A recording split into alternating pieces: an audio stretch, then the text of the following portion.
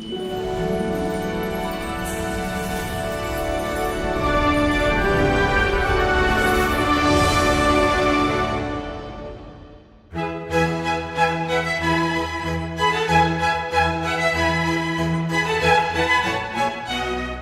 good morning, everyone, and welcome to this week's edition of the Farming Programme. Farming and life in the countryside takes on many, many facets and many aspects, and there are people besides farmers who are concerned with the growth of different things. And I've come this week way down to the south of the island, down to Port Erin, where I met a group of people who are busy preparing for the Southern Chrysanthemum Society's annual show here in Port Erin this weekend. And to find out a little bit about how it all started and why it kept going so long, and how long in fact it has been going, I'm talking first to Jimmy Oates, who's the secretary, Jimmy, I think, of the society. Yes, I've been secretary for over 10 years, and I was there at the beginning when they first started. So you're a founder member? Well, sort of, near enough anyway. Well yes. done. And there was quite a big crowd in those days. And when it started, then was life different then here in Port Erin? It's nearly 50 years ago. Yes, yes. Allotments, were people working on allotments then? Well, there was lots of the houses had big gardens in those days. Aye. I mean, to say as far as I can see, they were mostly people with gardens. There was a few of the starters in Mylchreest and Crescent, and there's big gardens there. And would that be in the days when a local farmer would deliver a load of dung over the garden wall, and you would sort of grep it round the back or barrow it or whatever? Oh yes, that was really the thing. That's how most of the things were grown in those days, was getting a load of manure and doing the garden. And would you get away with it today? Well, where do you find a farmer that's come with a load of... Quite. But there was obviously enough interest to start a society, a chrysanthemum society in particular. Oh, yes. There was, I would say, there was over 20 members at the first meeting. Yes. Oh, yes. There was quite a lot. Wattersons and Tommy Gill and Frank Moore from Port St Mary, the joiner, and there was quite a lot of them. I can't just name them all. Well, we'll come to them eventually. But yes. There's quite a few around us here at the moment, and a fellow that I know very well, and who's been associated with gardens and shows and farming, in fact, in the south of the island, is. I can't think of his name. John Corkish. John Corkish. John, you've been associated with this sort of thing and shows for a long, long time. How did your interest start in it?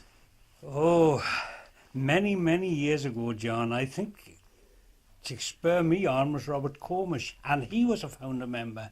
Right. And you're talking about loads of dung.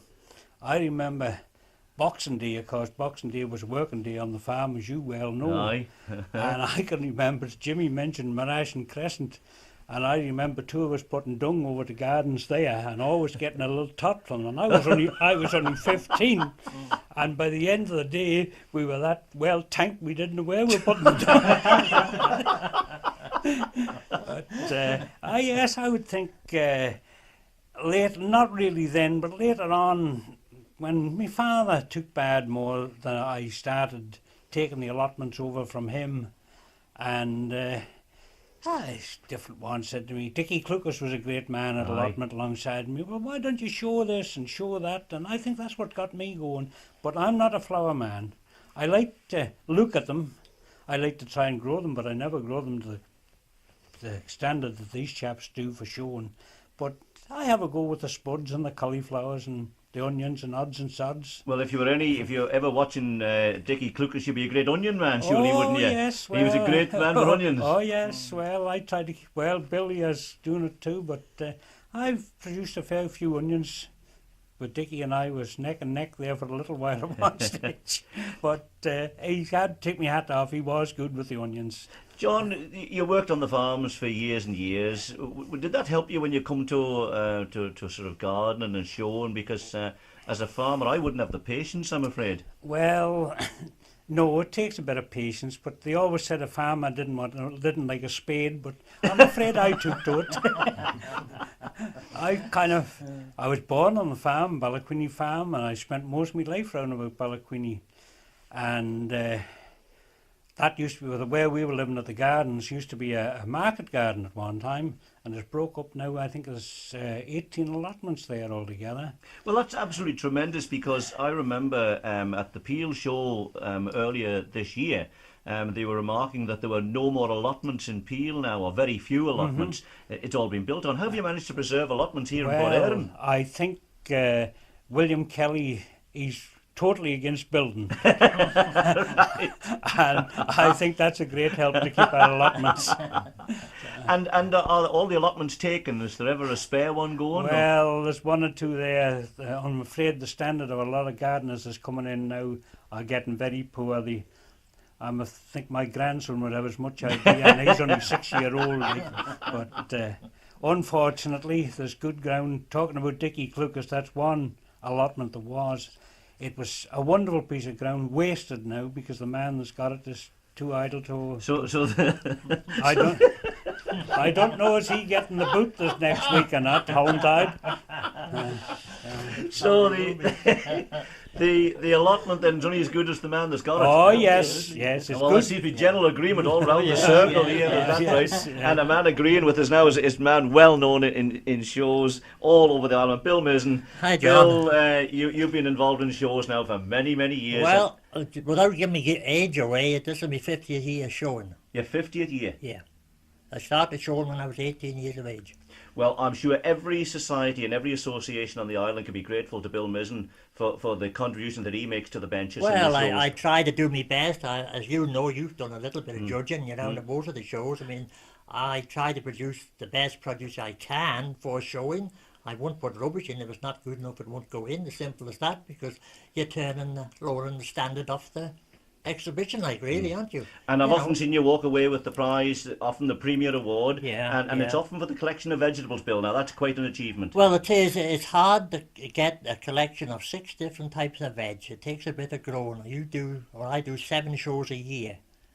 And I try to put a collection in every show.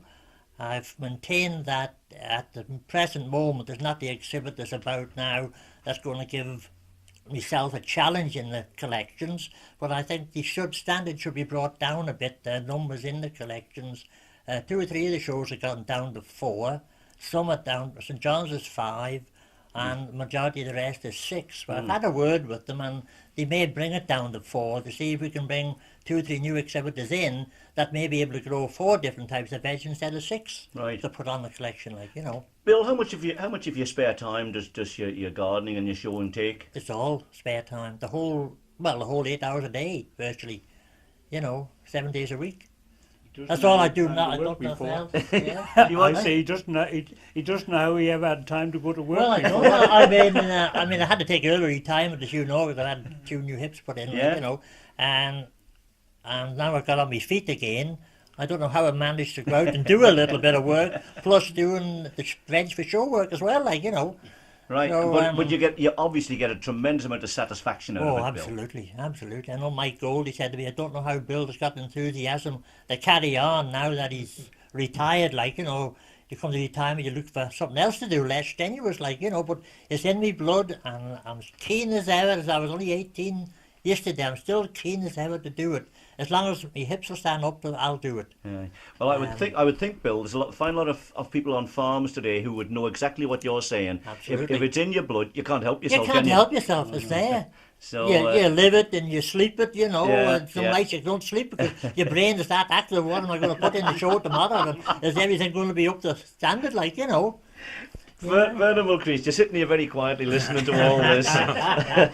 Tell us your involvement now. Well, I'm the chairman of the society. I have been for about 25 years, simply because no one else wanted to do it. That's often the case. I was roped in. I used to exhibit, but I haven't exhibited for a few years. I've got other interests, like fishing takes a lot of time up now. Right. But you still like to look at chrysanthemums in particular? Still keen on it, yeah. And do you grow other things then? I mean, I grow bedding plants and fuchsias. I've got quite an interest in fuchsias as well. So is your garden your own private garden around your house, or? Yeah. And a large garden? No, very small. Very small. Right, so yeah, anybody... just a small greenhouse. So anybody at all could do this then? You don't have to have a big garden or an allotment at all? No, just a small greenhouse. Mine's only an 8x8. Some of them have got even smaller, I think. Right. Is it a restriction, though? Do you wish you had a bigger garden? At times I do, yes. When I have to cut the grass, I think this is big enough. But you were on before about chrysanthemums and allotments. Most of our exhibitors grow in their own small gardens, or in the summertime, you see, we grow mainly the late variety of chrysanthemums, which are grown outside until the last couple of months. They're usually put inside in the greenhouse come September. And I think Sid will agree with me. Years ago, before the advent of aluminium greenhouses, you used to find that an awful lot of joiners were interested in growing chrysanthemums simply because they could build their own greenhouse. Sid's an example. I mean, Sid's got a terrific wooden greenhouse. And it's the same across. I've talked to exhibitors across, and an awful lot of them were joiners, simply because they had the wherewithal to make the greenhouse. So has the advent of new greenhouses then meant that the opportunity is there for more people to take part? Yeah. The only thing is, there's an awful lack of interest now amongst younger people. I mean, our society, how many did it have at one time? Maybe 30, maybe more. Yeah. Now I think we're down to about 8 active members. And it's the same throughout England. We've spoken to other societies, and big societies like ones in Manchester, Denton, they had 200 members, I think, at one time. Now they're down to about 20 or 30, simply because young people haven't got the interest. It's quite a phenomenon, this, though, isn't it? That succession is something that is failing at the moment. It's in all walks of life. Oh, I think so. It's certainly in farming, and here you're talking about in gardening now. That's right. Yeah. It's changes of interest, and it's quite remarkable how that's happening. Yeah. Well, a man who's sitting right on the end of the row here, Juan Gill. Juan, your father was very, very well known in the show. On the show benches and in the halls right around the island. You seem to have taken over from him now. Well, I don't know whether I've actually taken over from my father. He was more widespread of his interests. Mine are mainly just chrysanthemums. And I actually got interested only after he died, unfortunately. Right. It was Alec Masson, you know Alec, yes. Farmer from up Ronnick. It was Alec, really, that got me started, because he used to come down and visit my father. And he continued to come down after he died just to see me mother, really. And Alec sort of got me started, really, something I never really thought of. Although I'd been surrounded by them, or by flowers all my life. I do remember the shows at when I went to primary school, Russian primary school, and I can still see it. The whole classroom's absolutely full of flowers.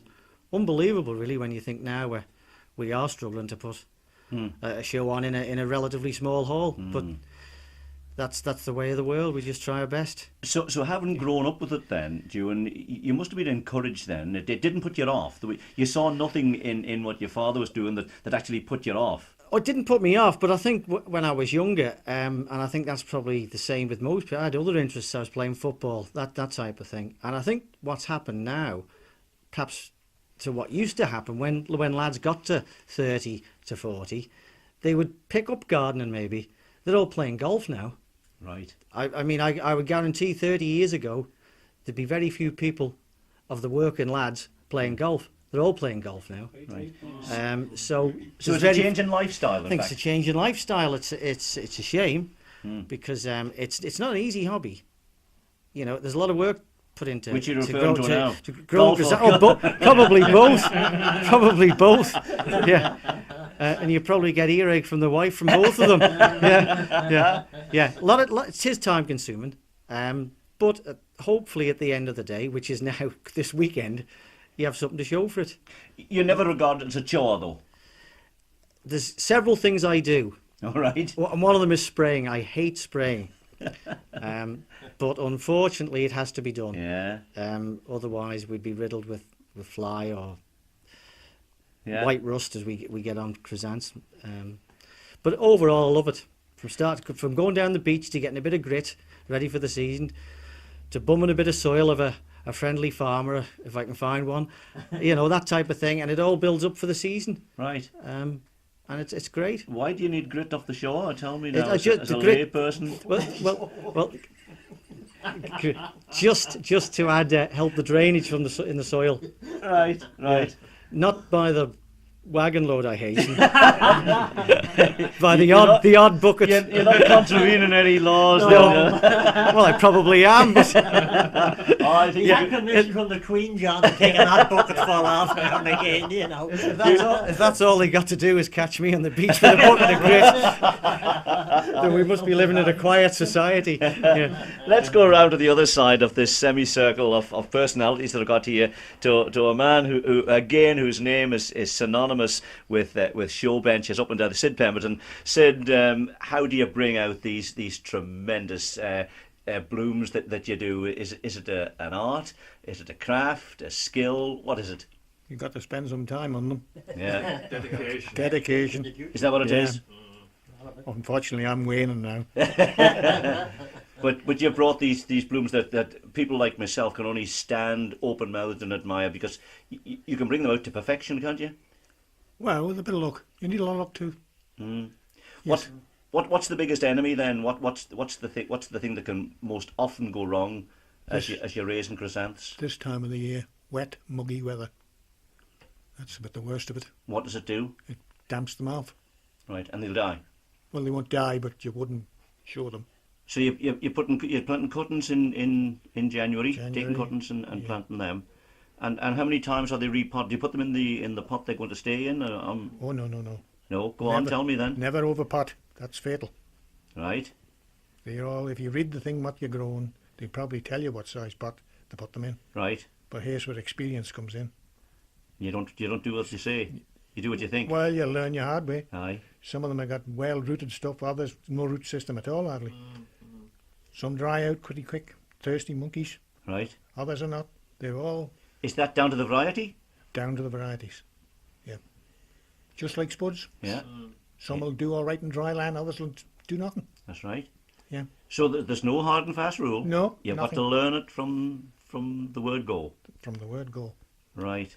Yeah. So if you don't mind telling me, how many years have you been learning it to get to your remarkable stage now of? Well, watching Mr. Gibb and Mr. Gill in this before I was married. Aye. And when I got married, I thought, right, I'm going to tackle these fellas. So I started in about 1965. I was married before that, of course. Yeah. And I didn't have any greens then, only a polythene shack. Right. And the first entry was promptly disqualified. Why was that? Because I was in the wrong size pot. But I booked up. You learned it. That's right. And still make mistakes, because there's no fool like an old one.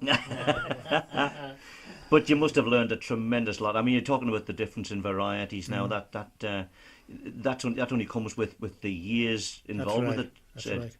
That's right. And are there still things to learn then? Are there still new things? Is it a developing? Is it an art? Is it an art or a craft? No, you need patience, really. Mm. When you're starting out, you're too impetuous, really, jumping from one thing to another. You've got to cool down a bit. Right. And you go on learning then as you go on yes. through your career. Yeah. But nothing ever seems to come twice the same. Because I've grown things and I think I know exactly what I've done. I'll do the same thing another year. Nothing.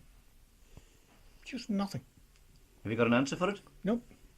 Strange, isn't it? But one thing I want to mention about the show, if anybody's got them, there's classes here for novices and even a complete novice that's never shown. There's classes here for them. Yeah. You've got to have them, haven't you, to Yes. bring the beginners in? Yes, and, that's right. Yeah. What's the if somebody was thinking, if somebody's listening to us now and thinking, I've got a greenhouse, I wouldn't mind having a go at this. What's the first bit of advice you would give them? So what do they need to sort of think about if they're going to start this like you did? What would you say would get them going and get them on the road? Well, like me, you see, there was Wilson and Tommy. They had all the schedules, and I knew the varieties they were growing, and anyway, I could get cuttings of them. If anybody wanted it, they could get cuttings from any of us. Right. Providing we had them. Yeah. Not every year So you would go to somebody recognised, known grower, and sort of get some cuttings, get a bit of advice Yes. maybe, and start that way. not buying novelties in. Right. No Right. gimmicks. No gimmicks. There's only the likes of us that try them things. I don't very often succeed. Is that right? No. Are you still tempted then by the adverts? And, Oh, well, you see them in the photographs of them in the gardening books. So if they were the line that you're in, like if you go and say in singles, you try a new variety to see if it's better than the one you got, and may only last a couple of years, and you go back to the originals because it's not as good. Is there a favourite variety that's lasted down through the years that's still going, maybe as very reliable, very Well, for dependable? a single, there's the Woolmans, and the medium singles, the Mason's Bronze. There's what's the Fairweathers in the Incurves. That's been going a number of years. I think that's the ones that have withstood the time. Now, Bill Mizen, you've been showing this shown for a while.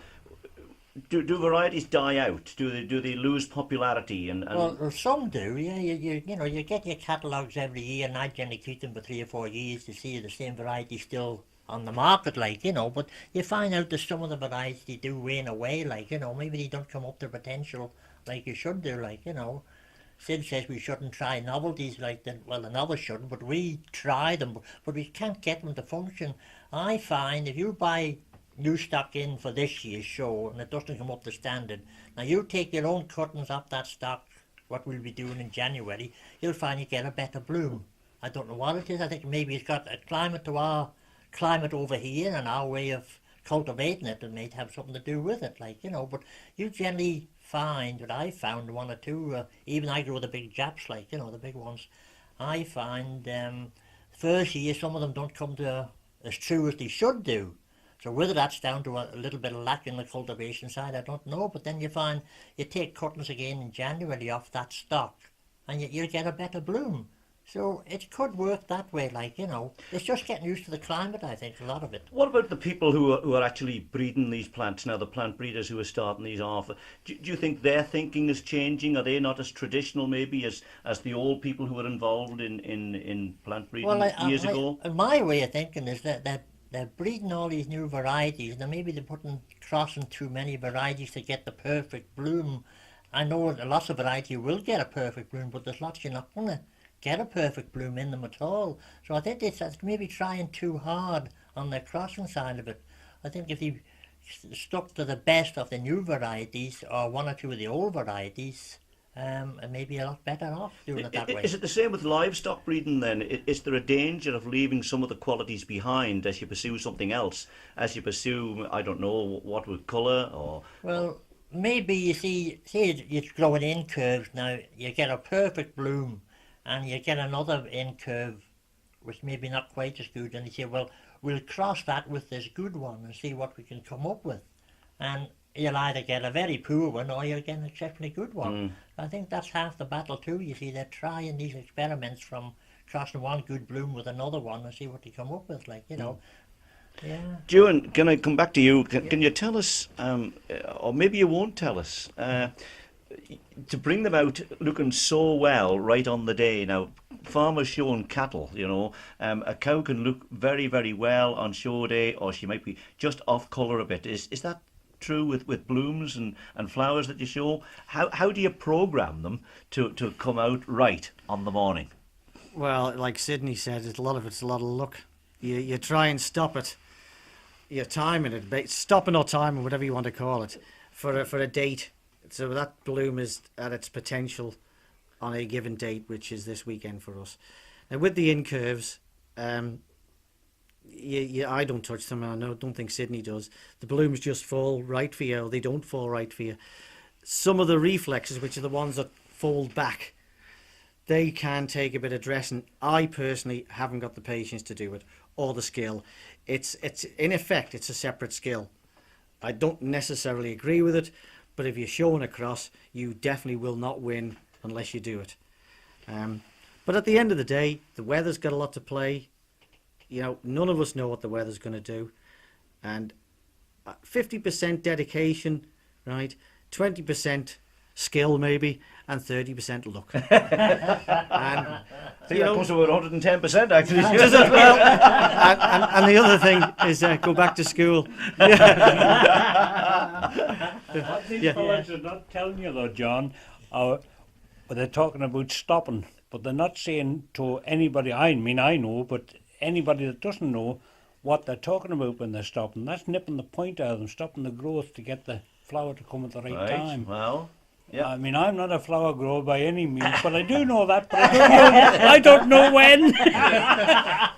Well, you get the books that give you an average time. If you buy a catalogue from a grower, he's got estimated times in the book like that you can stop them. And then after that, it's up to you. You see in the books that the amateur growers, they keep diaries and they got everything written in, week out in the whole year. So when the next year comes along, they look it up, see what they did in that week, and they do it for the next year to try to see if there's any improvement. Sid is smiling at that. He said, I think you'll probably want to say, but it doesn't always work from year to year. I don't know where he's getting all these dates from, because some do keep diaries, but I never did. Right. And I hope Mr. Gibb doesn't take offence, but he was another. The two of us, we never had any notes. Right. But it was in your head, though, just the same. I don't know whether it's not. I think it probably was. But the thing, it's programmed to flower at a certain time anyway. Yes. So it's going to do it no matter what you're going to do with it. Right. You might alter it only by a day or two. Climatic conditions will have something to do with it in the end of the day. Aye. Some years they're late and some years they're forward. But yeah. luck again. Yes, yeah. Vernon, if I can come back to you and the show, because we're sort of rapidly running out of time, but the show this year, are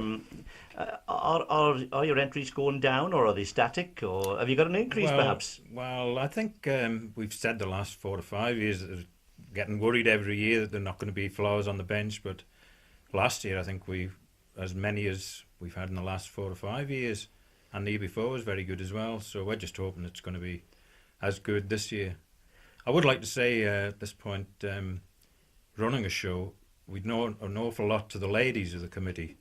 Without the ladies, there wouldn't be a show, I don't think. They organise the raffles, they put tea on, do an awful lot of see to the confectionery side. There are confectionery entries, so they see to all that side of it, so they do a lot. This is a tremendous admission. The ladies are the mainspring of the show, but I think that's true probably around a lot of the shows. Absolutely. Because they can organise it and that's right. And, I know I've lived with it for all my married life. But gentlemen, Vernon, just tell us exactly where the show is. And it's at the Port Erin Legion Hall, and it opens at 3 o'clock on Saturday until 5, and again on the Sunday from 2 until we finish with the auction and raffle. And these blooms, do you auction the blooms off? Yes, our president and president of Tynwald, Mr. Noel Kringle, he does the auction for us. Right. Yes. And these will be fine blooms to take home, won't they? They will, many a dining table or a porch or whatever. Yeah. Gentlemen, thank you all very, very much indeed. I've learned a lot just talking to you, and this is only scratching the surface, because round me in this semicircle of gardeners and growers are years and years and years of experience. This programme was being recorded on Thursday evening as they were about to prepare for your show.